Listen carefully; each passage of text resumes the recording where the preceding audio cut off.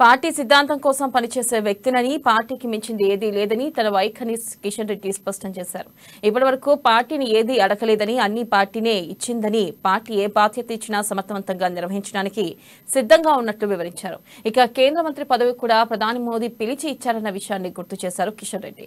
వచ్చే ఎన్నికల్లో తెలంగాణలో బీజేపీని అధికారంలోకి తీసుకొస్తామని, జాతీయ రాష్ట్ర నాయకత్వంతో కలిసి పనిచేస్తానని వివరించారు. ప్రధాని మోదీ 8వ తేదీ వరంగల్లో వస్తున్నారని, 2 రోజులు అక్కడే ఉండి ఏర్పాట్లను పరిశీలించనున్నట్లు వెల్లడించారు.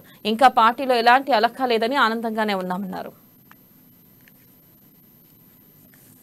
భూమి పూజ ప్రధానమంత్రి గారు చేస్తారు. ఆ తర్వాత వరంగల్ ఆర్ట్స్ కాలేజీలో జరగనున్న బహిరంగ సభలో కూడా ప్రధానమంత్రి గారు మాట్లాడతారు. గత 9 సంవత్సరాలుగా తెలంగాణ రాష్ట్ర అభివృద్ధి కోసం అన్ని రకాలుగా కేంద్ర ప్రభుత్వము తెలంగాణ ప్రజలకు అండగా ఉంటుంది. భవిష్యత్తులో కూడా అదే విధమైనటువంటి ఆలోచనతో భారతీయ జనతా పార్టీ కేంద్ర ప్రభుత్వము తెలంగాణలో ముందుకెళ్తుంది. వచ్చేటువంటి శాసనసభ ఎన్నికల్లో భారతీయ జనతా పార్టీ అధికారంలో రావడం కోసం పూర్తి స్థాయిలో మేము ముందుకెళ్తాము. తెలంగాణ ప్రజల ఆకాంక్షల మేరకు ఈరోజు తెలంగాణ ప్రజలు భారతీయ జనతా పార్టీ అధికారంలో రావాలి, నరేంద్ర మోడీ గారి నాయకత్వం తెలంగాణలో ఉండాలని, ఒక డబుల్ ఇంజన్ సర్కార్ ఉండాలని తెలంగాణ ప్రజలు కోరుకుంటున్నారు.